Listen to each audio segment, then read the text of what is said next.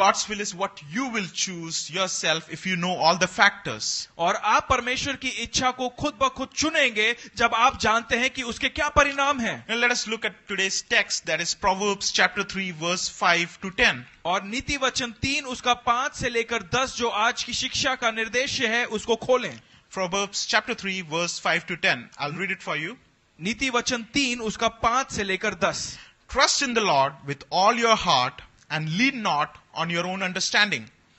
In all your ways acknowledge him, and he shall direct your paths. Do not be wise in your eyes. Fear the Lord.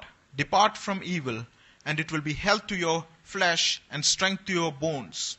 Honor the Lord with your possessions and with your first fruits of all your increase, so your barns will be filled with plenty and your vats will overflow.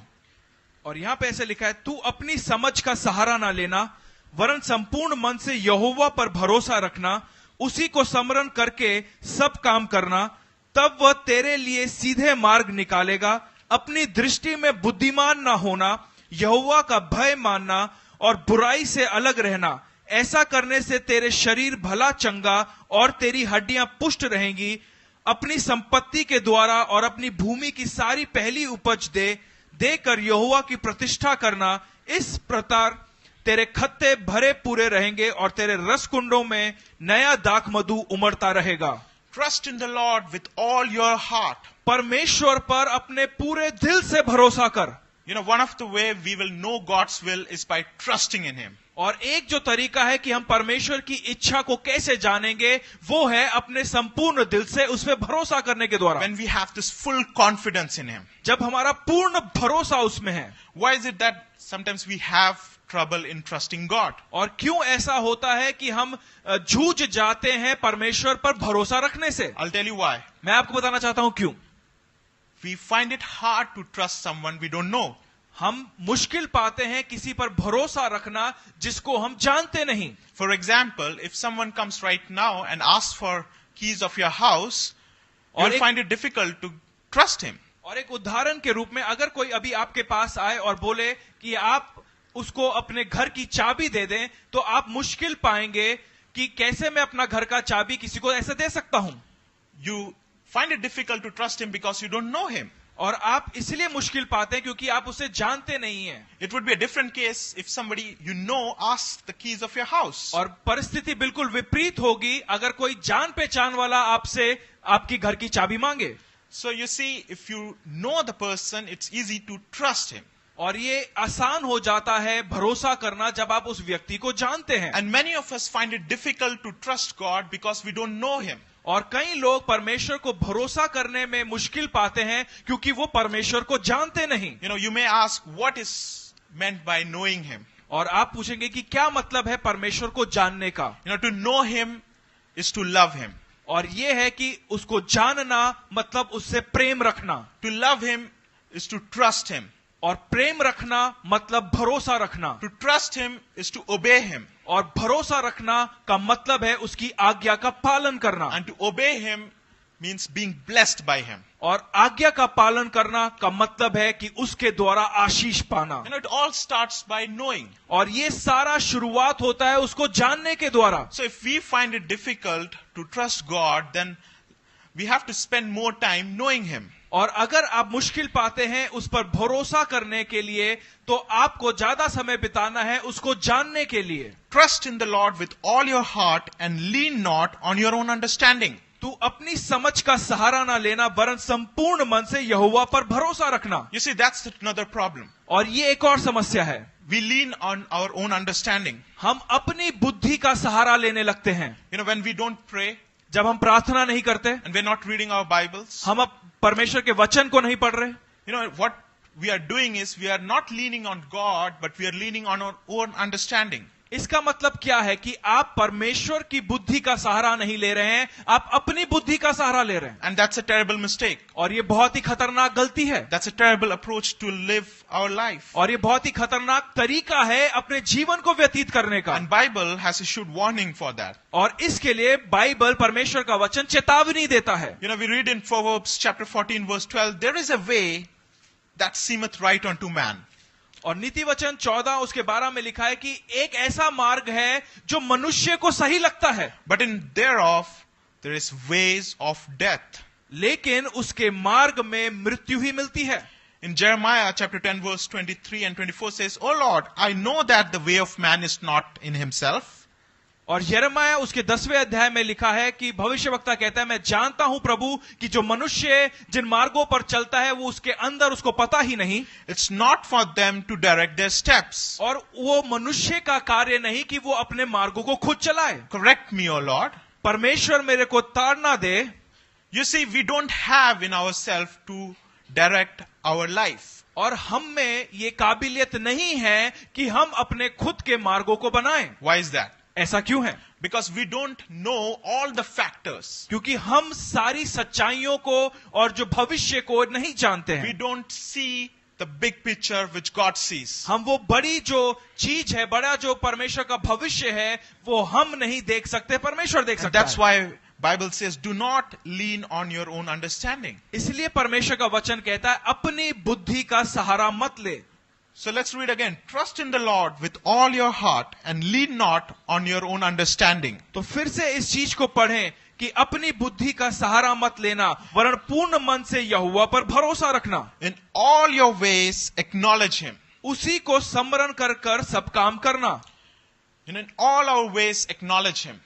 सभी अपने मार्गों में उसको स्मरण करना। You know, sometimes we find it difficult to acknowledge God in all our ways. और कई बार मुश्किल हो जाता है अपने सारे कामों में, रस्तों में परमेश्वर को स्मरण करना। You know, you may say that God, I want God's will in my church life, but I don't want God's will in my social life. और कई लोग ऐसा कहेंगे कि मैं कलीसिया में तो परमेश्वर की इच्छा को चाहता हूं, लेकिन कलीसिया से बाहर जो मेरा व्यक्तिगत जीवन है वहां परमेश्वर की इच्छा नहीं चाहता। I want God's will in my family life, but I don't want God's will in my corporate life. और मैं परमेश्वर की इच्छा अपने घर में तो चाहता हूं, लेकिन परमेश्वर की इच्छा और तरीके अपने कार्यालय स्थान पर नहीं चाहता। You know, why is that? ऐसा क्यों है? It's because we trust God in some areas, but we are afraid to trust God in other areas. और ये ऐसा है क्योंकि हम परमेश्वर को अपने जीवन के कुछ हिस्सों में भरोसा रखना चाहते हैं और बाकी के कई हिस्सों पर भरोसा नहीं रखना चाहते। You know, that is something which we need to see. और यही ऐसी कुछ चीजें हैं जो हमें देखनी है। We are afraid of God. It may be like, you know, God, if I trust you in all of my ways, you may send me as a missionary to some village.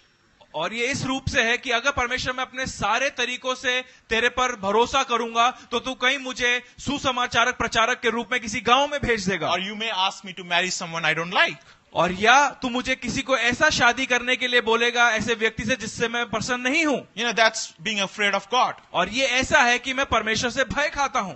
That's why 1 John chapter 4 verse 18 says, we have no reason to fear someone who loves us perfectly. और इसीलिए पहला यूहन्ना 4 उसके 18 में लिखा है, हमें उससे डरने की आवश्यकता नहीं है क्योंकि वो हमें हमसे सिद्धता से प्यार करता It's है। a perfect love which casts out all fear. और वो सिद्ध प्रेम है प्रभु यीशु का जो सारे भय को हमारे अंदर से निकालता है। And if God has chosen you to go to that village as a missionary, that is the same thing you will choose if you know all the factors. और आप चुनेंगे उस गांव में एक सुसमाचारक प्रचारक के बनने के रूप में अगर आप जान जाते कि जो सारे परिणाम है परमेश्वर के उनको जानने के बाद। Because God has designed you specifically for that. क्योंकि परमेश्वर ने उसकी रचना ही ऐसे की है And you will enjoy it. और आप उसका आनंद उठाने पाएंगे। But we don't need to afraid of God for acknowledging him in all our ways. और हमें परमेश्वर का भय नहीं खाना है इन चीजों में कि मैं परमेश्वर का स्मरण खा रहा हूं हर चीजों में, अपने हर काम में। Romans 8:32 says, he who has spared not even his own son, shall he not give us all things? और रोमियो 8 उसके 32 में लिखा है, जिसने अपने एक लौते पुत्र को ना रख छोड़ा लेकिन कुर्बान होने के लिए दे दिया, क्या वह उसके साथ साथ हमें बाकी सारी चीजें ना देगा? He who has not spared his own son, जिसने अपने खुद के पुत्र को ना रख छोड़ा, shall he not give us all things? क्या वो हमें और बाकी चीजें ना देगा? So let's not be afraid of God's will in our life. तो हम परमेश्वर की इच्छा से ना डरे कि क्या है उसकी इच्छा। So number one, we need to have a full confidence in God. Trust in the Lord with all your heart. तो पहला बिंदु यह है कि पूर्ण मन से परमेश्वर पर भरोसा करें And lean not on your own understanding. और अपनी बुद्धि का सहारा ना लें In all your ways acknowledge Him. और अपने सारे मार्गों में रस्तों में उसका स्मरण करें And watch this. और देखें इसे। He shall direct thy paths. और यहां पर उसके आगे लिखा है वो तेरे लिए सीधे मार्ग निकालेगा। You know, when we trust God with all our hearts, जब हम परमेश्वर को पूरे मन से भरोसा करते and we हैं acknowledge Him in all our ways, और अपने सारे मार्गों पर उससे उसका स्मरण रखते हैं there is a faithful direction from God. और परमेश्वर के तरफ से सीधे मार्ग आते हैं You know, we will feel directed by God to do things. और हम परमेश्वर से महसूस करेंगे कि ऐसे ही मार्ग पर चलना है। You will be like a guided missile. और आप एक गाइडेड मिसाइल के समान होंगे। You know, He will direct your paths. वो आपके मार्गों को निकालेगा You can actually take this to bank. और आप इसे लेके जा सकते हैं। You know, we can ask, how does God directs our life? और आप अपने अतीत से में देख सकते हैं कि परमेश्वर मेरे को कैसे अगुवाई करता है। You know, there are 4 ways God directs our life. और 4 ऐसे तरीके हैं जहां से परमेश्वर हमारे जीवन की अगुवाई करता है। Number 1, पहला, God will direct you through the word of God. परमेश्वर आपकी अगुवाई करेगा अपने वचन के द्वारा। Book of Psalms says, Thy word is lamp unto my feet and light unto my paths. और भजन संहिता लिखने वाला ऐसा कहता है कि तेरा वचन ओ परमेश्वर मेरे पांव के लिए दिया है। The word of God will show you the will of God. और परमेश्वर का जो वचन है वो परमेश्वर की इच्छा आपको दिखाएगा। You know, you may ask, okay, if the word of God can show me the will of God, then can you show me something from the word of God that is my will of God?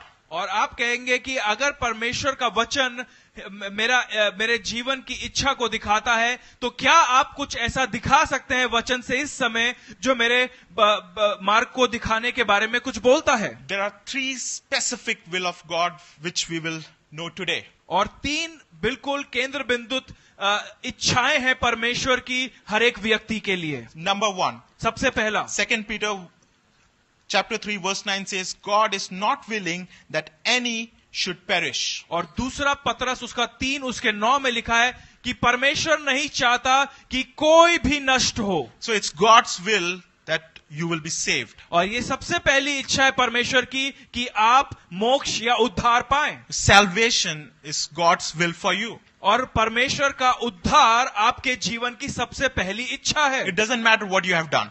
ये मायने नहीं रखता कि आपने क्या किया It है doesn't matter where you're from. और ये मायने नहीं रखता कि आप कहां से आए हैं। But salvation is God's will for you. और उद्धार और वो मोक्ष परमेश्वर की सबसे पहली इच्छा है। Number 2, दूसरा, Ephesians chapter 5 says, इफिसियों का 5वां अध्याय ऐसा कहता है, Therefore do not be unwise, but understand what the will of the Lord is. और निर्बुद्धि के समान मत जियो वरन ये देखो कि परमेश्वर की इच्छा क्या है। Do not be drunk with wine wherein excess, और पियक्कड़ों की तरह दाख मधु में ना लुट जाओ, but be filled with the Spirit. वरन पवित्र आत्मा से भर जाओ।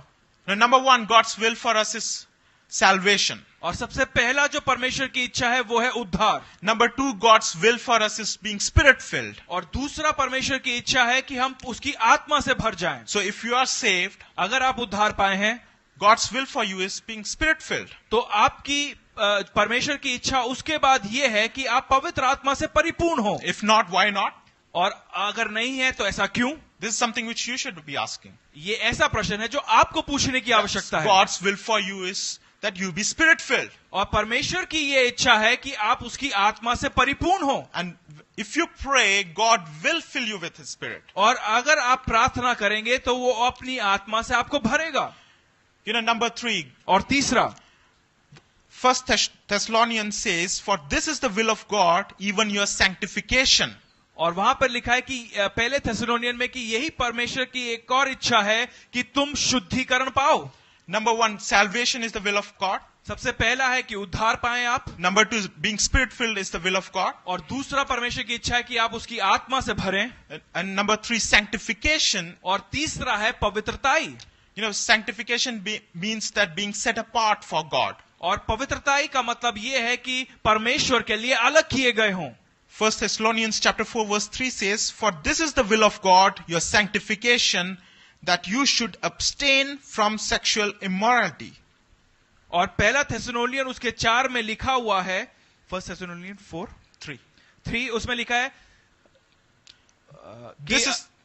कि परमेश्वर की इच्छा यह है कि आप पवित्रताई में चलें और हर एक प्रकार के व्यभिचार या शारीरिक गंदे कामों से दूर रहें। This is the will of God for you. और यही परमेश्वर की इच्छा है आपके लिए, Do not commit adultery. कि आप व्यभिचार में ना चलें, Flee from fornication. और हर एक प्रकार के शारीरिक गंदे कामों से दूर भागें। Now we know what to do when temptations come. और अब हम जानते हैं कि क्या करना है जब लालसाएं हमारे जीवन में आती हैं, You know, even the thoughts, when it attacks our mind, और जब विचार भी हमारे दिमाग की और हमारे दिमाग में घुसने की कोशिश करते we need हैं, to cast it down. हमें उनको नीचे डालना है। You know, if our imagination is sanctified, then our life would be sanctified. और अगर हमारे सोचने का जो तरीका है वो पवित्र है, तो हमारा जो जीवन है वो भी पवित्र हो जाएगा। You know, if our mind is sanctified, then our marriage would be sanctified. और अगर हमारा सोचने का तरीका पवित्र है, तो हमारी जो शादी या विवाह है वो भी पवित्र हो जाएंगे। So sanctification is the will of God for your life. तो पवित्रताई जो है वो परमेश्वर की इच्छा है आपके जीवन के लिए। So it all comes under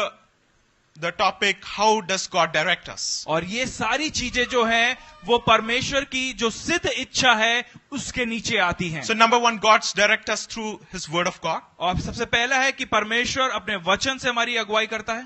The second is God directs us through prayer. और दूसरा है कि परमेश्वर प्रार्थना के द्वारा हमारी अगुवाई करता है। Now, not everything is written in the Bible. और अब हर एक चीज परमेश्वर के वचन में नहीं लिखी हुई। Now, Bible doesn't tell us who to marry, which university to go, which job to join. और परमेश्वर का वचन हमें ये नहीं दिखाता है कि हमें किससे शादी करनी है, किस कॉलेज में जाना है या किस नौकरी को चुनना है। But if you pray, the Holy Spirit will guide you. और लेकिन अगर आप प्रार्थना करेंगे तो परमेश्वर की आत्मा आपकी अगुवाई करेगा। That's why prayer is there. इसीलिए प्रार्थना दी गई है हमें करने के लिए। God will direct your life through prayer. परमेश्वर आपके जीवन की अगुवाई करेगा उसके द्वारा। So God directs our life through Word of God. God directs our life through prayer. और परमेश्वर हमारा वचन के द्वारा अगुवाई करता है, परमेश्वर प्रार्थना के द्वारा हमारी अगुवाई करता है। The third way God directs is through wisdom. और तीसरी चीज जो परमेश्वर हमारी अगुवाई करता है वो है उसकी बुद्धि के द्वारा। James chapter 1 verse 5 says, और याकूब उसकी 5वीं आयत कहती है, if any of you lacks wisdom, कि तुम में से अगर किसी के पास भी बुद्धि की घटी कमी हो, let him ask God, तो वो परमेश्वर से मांगे, who gives to all liberally.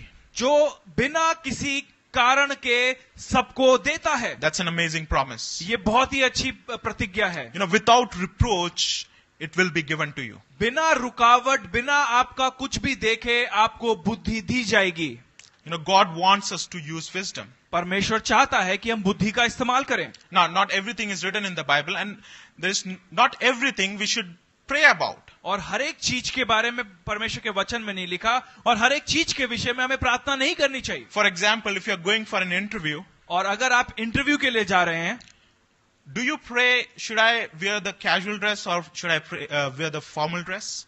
तो क्या आप ऐसा प्रार्थना करेंगे कि मैं फॉर्मल ड्रेस पहनूं प्रभु, या मैं रेगुलर ड्रेस पहनूं? You know, it's God's wisdom. You should be wearing formal dress. और ये बुद्धि है कि आपको फॉर्मल ड्रेस पहन के जाना चाहिए। You know, there are many situations where God wants us to use wisdom. और कई ऐसी परिस्थितियां हैं जहां पे परमेश्वर चाहता है कि हम बुद्धि का इस्तेमाल करें, And He directs us through wisdom. और वो बुद्धि के द्वारा हमारे कदमों को चलाता है। Romans chapter 12 verse 2 says, do not be conformed, but be transformed by renewing of your mind. और रोमियो उसके 12 उसकी 2री आयत में लिखा है कि संसार के चलाए मत चलो, लेकिन तुम्हारी बुद्धि तुम्हारे दिमाग के बदल जाने के द्वारा परमेश्वर की इच्छा पहचानो। Question, why does God renews our mind if He doesn't want us to use it? तो प्रश्न है कि क्यों परमेश्वर हमारी बुद्धि को नया करना चाहता है जब वो चाहेगा ही नहीं कि हम बुद्धि का इस्तेमाल करें। You know, let's not be afraid to use our mind. तो हम डरे ना अपने दिमाग का इस्तेमाल करने के लिए, But it has to be a transformed mind, which has been renewed by the Word of God. लेकिन वो दिमाग एक ऐसा दिमाग होना चाहिए जो परमेश्वर के वचन के द्वारा नया हो चुका है। So God directs our life through the Word of God. तो परमेश्वर हमारे को अपने वचन के द्वारा अगुवाई करता है। God directs us through prayer. परमेश्वर प्रार्थना के द्वारा अगुवाई करता है। God directs us through wisdom. परमेश्वर बुद्धि के द्वारा अगुवाई करता है। And the fourth way God directs us is through providence. और चौथा है कि परमेश्वर जरूरतों का पूरा करने के द्वारा हमारी हमारी आगे को दिखाता है। God will guide you by closing doors and opening doors. परमेश्वर दरवाजे बंद और दरवाजे खोलने के द्वारा हमारे को अगुवाई करेगा। Revelations chapter 3 verse 8 says, और प्रकाशित वाक्य 3 उसका 8 में ऐसा लिखा है, I know your works. मैं तुम्हारे कार्यों को जानता हूं। Behold, I have set before you an open door which no one can shut. और देख, मैंने तेरे सामने एक ऐसा दरबार खोला है जो कोई बंद नहीं कर सकता। Now God directs us through His providence. और अब परमेश्वर इस प्रकार से हमारी अगुवाई करता है। You know, He will open us doors which we cannot through our own hard work. और वो ऐसे हमारे लिए दरवाजे खोलता है जो हम अपनी मेहनत से भी नहीं खोल सकते। You know, if you are doing business, He can connect you with right people at the right time. और अगर आप किसी व्यापार में हैं तो परमेश्वर आपके लिए सही समय पर सही जगह पर दरवाजे खोल सकता है आपके व्यापार के लिए। You know, God will open up door for opportunities, job opportunities, if you are called to be in the city. और परमेश्वर उस शहर में आपके लिए दरवाजे खोलेगा अगर परमेश्वर चाहता है कि आप उस शहर में रहें। You know, God provides us as He directs us. परमेश्वर हमारी जरूरतों को पूरा करता है जैसे वो हमारी अगुवाई करता है। So trust in the Lord with all your heart. तो परमेश्वर पर भरोसा करें अपने संपूर्ण मन से। Lean not on your own understanding. अपनी बुद्धि का सहारा ना लें। Acknowledge Him in all our ways, अपने सारे मार्गों पर उसका स्मरण करें and He shall direct your path. और तब वो आपके लिए सीधे मार्ग निकालेगा। And we also read today that God's will for us is salvation. और हमने आज जैसे पढ़ा कि परमेश्वर की इच्छा है कि हम उद्धार पाएं। You know, if you are here today and you don't know what is to be saved, और अगर आज आप यहाँ पर हैं और आप नहीं जानते कि उद्धार और मोक्ष पाना आपके जीवन में क्या रखता है। you know, the Bible says if you believe Jesus is Lord, और बाइबल का वचन कहता है कि अगर आप विश्वास करेंगे कि यीशु प्रभु है, if you believe that He died for your sins, और अगर आप विश्वास करेंगे कि वो आपके अधर्म और आपके पापों के लिए मारे गए, and if you believe that He has been resurrected from the dead, और अगर आप ये विश्वास करेंगे कि वो तीसरे दिन मरुओं में से जी उठे, if you believe that in your heart and confess that with your mouth, you will be saved. और अगर आप इसे अपने संपूर्ण दिल से विश्वास करेंगे और मुंह से अंगीकार करेंगे तो परमेश्वर का वचन कहता है कि परमेश्वर आपका उद्धार करेगा। That's it. आसान है। That's all it is required to be saved. और यही आवश्यकता है कि आप उद्धार पाएंगे। You know, allow me to explain why it's so vital to understand that Jesus is Lord. और मेरे को आपको समझाने दें स्पर्श में कि क्यों आवश्यकता है समझने की कि प्रभु यीशु प्रभु हैं। You know, I came from a Hindu background, और मैं एक हिंदू परिवार से आया हूं and I also believed in Jesus. और मैं भी यीशु में विश्वास करता You know, था। I used to go to church, and probably I've also light the candles there. और वो चर्च में भी गए भाई और उन्होंने वहां पर मोमबत्तियां भी जलाई I've knelt and prayed also. और वहां पर घुटने टेक कर भी उन्होंने प्रार्थना की। And if anybody would have asked me, would you believe in Jesus? I would have said yes. और किसी भी कोई भी वहां पर इनसे पूछता कि क्या आप यीशु पर विश्वास करते हैं तो ये बिल्कुल बोलते हैं हाँ मैं यीशु पर विश्वास करता हूं। But Jesus was just one of the God in my heart. लेकिन प्रभु यीशु कई देवी देवताओं में से एक और परमेश्वर मेरे लिए थे। You know, when I got saved, then it dawned on me that Jesus is the truth. He is the only one God. और जब वो उद्धार पाए तो उन्होंने जाना कि यीशु मसीह सत्य हैं। You know, this is so vital for getting saved. और ये कितना ही महत्वपूर्ण है उद्धार पाने के लिए। You know, it can so happen that Jesus was a well-meaning man. और हो सकता था कि कई लोग सोचते थे कि प्रभु यीशु एक अच्छे शिक्षक थे। You know, he was having a good intentions. और कि यीशु मसीह के पास एक अच्छी धारणाएं थी सिर्फ। You know, he felt like dying for the world and he died. और उसको अच्छा लगा कि वो दुनिया के लिए मर जाए तो इसलिए वो मर गया। Thinking that the world will get saved. सोचते हुए कि शायद लोग उद्धार पा जाएंगे। It's very much possible. कि ऐसा हो सकता है। You know, it is like in 2007 when the world economy crashed down. और ये इस प्रकार से है कि जब 2007 में जो विश्व का जो इकोनॉमी है वो गिर गया एकदम से। And if suppose Pastor Sachin is the World Bank president, और सोच लीजिए कि मैं वर्ल्ड बैंक प्रेसिडेंट हूं, and I go to him and I say that I know the world economy is in shambles. Why don't you take my debit card and, you know, clear off all the debt? और अगर ऐसा सोचिए कि वो मेरे पास आए और उन्होंने कहा कि आप मेरा ये डेबिट कार्ड ले लीजिए और जितना भी मेरे ऊपर कर्ज है उसे हटा दीजिए, You know, the president of bank will have a laugh. और जो प्रेसिडेंट है बैंक का वो हंसेगा, हा हा हा। You know, he may say that, Shobin, you are a well-meaning man, और वो कहेगा कि शोभिन आप अच्छे सोचने वाले एक व्यक्ति हैं, but your good intentions cannot save the world economy. लेकिन आपकी जो अच्छी धारणाएं हैं वो विश्व की इकोनॉमी को नहीं बचा The सकती। debt is trillions and trillions of dollars. और जो कर्ज है दुनिया का वो ट्रिलियंस और ट्रिलियंस डॉलर्स में है। Not even the richest can save the world economy. और जो सबसे अमीर व्यक्ति भी हैं वो भी संसार को नहीं बचा सकते। The same thing, Jesus has to be Lord himself, and the word becoming flesh and having a virgin birth, coming and living a life of sinless, and he's shedding his blood. If that is to be done, then only the world can be saved. और सिर्फ ये तभी हो सकता है कि जब प्रभु यीशु जो है वो प्रभु हैं और वो धरती पर कुंवारी के द्वारा जन्म लेकर इस संसार का उद्धार कर सके। It has to be God himself coming down to earth and shedding his own blood. और ये परमेश्वर को खुद ब खुद ही आना होगा और अपना ही पवित्र खून बहाकर दुनिया को बचाना होगा। You know, that blood only can save the world. और वो ही लहू है जो दुनिया को बचा सकता है। You know, until that gets down onto our hearts, we'll not be saved. और जब तक वो चीज हमारे हृदय में नहीं आ बैठेगी तब तक हम उद्धार नहीं पा सकते। Until we see Jesus as the Lord, you know, we cannot be saved. जब तक हम प्रभु यीशु को प्रभु के रूप में ना देखें तब तक उद्धार नहीं पा सकते। You know, maybe you are in this process, और हो सकता है कि आप अभी इसे समझने के तरीके उसमें चल रहे हैं, and God himself will reveal और परमेश्वर खुद ब खुद आपको प्रकाशन देगा that Jesus Christ is the correct, the right representation of him. कि जो प्रभु यीशु हैं वो सही रूप और मायने से परमेश्वर के बुद्धि और संपूर्ण उदाहरण हैं। You know, let us bow our heads and close our eyes. अपनी आंखों को बंद करेंगे, अपने सरों को झुकाएंगे।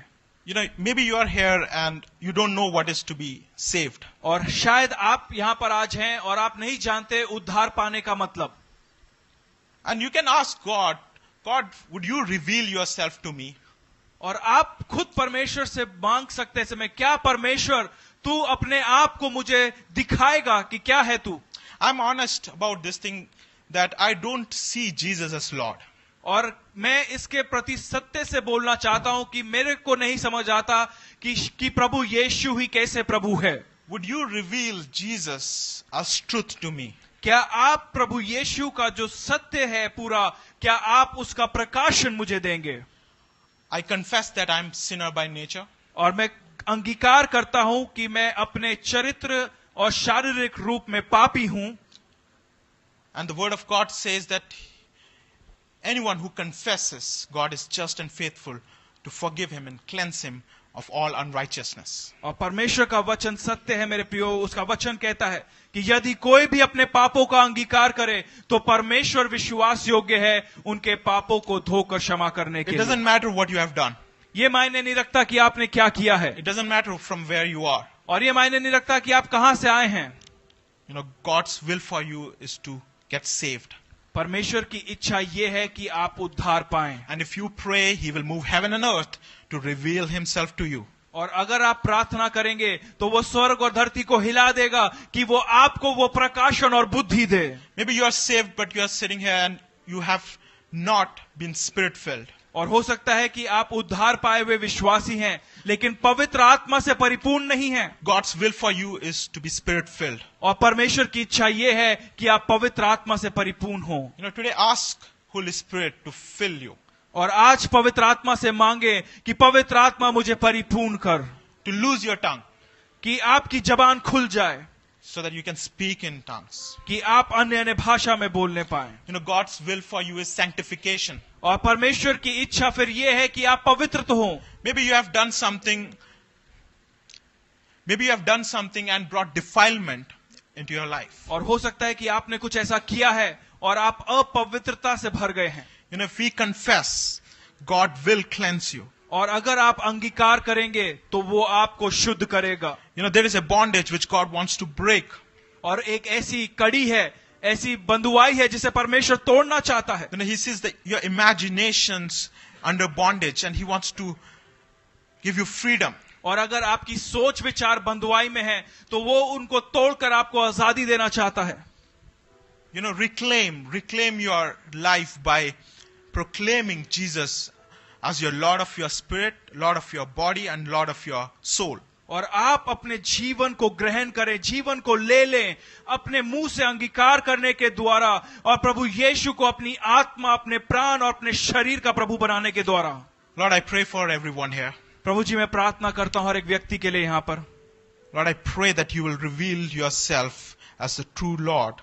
कि प्रभु आप अपने आप को एक सच्चे जीवित परमेश्वर के रूप में आप सबको यहाँ पर प्रकाशन देंगे। Lord, I pray that you will fill everyone here with your spirit. और प्रभु जी प्रार्थना करते हैं कि आप हर एक व्यक्ति को यहाँ पर अपनी पवित्र आत्मा से परिपूर्ण करेंगे। And thank you, Lord, for cleansing us from every unrighteousness. और प्रभु जी धन्यवाद हमें हर एक अधार्मिकता से धोकर श्वेत करने के लिए। Help us, give us the grace to walk in sanctification. प्रभु जी हमारी मदद करें कि हम पवित्रताई में चलने पाएं। In Jesus' name I pray. प्रभु यीशु के नाम में प्रार्थना करते हैं। Amen.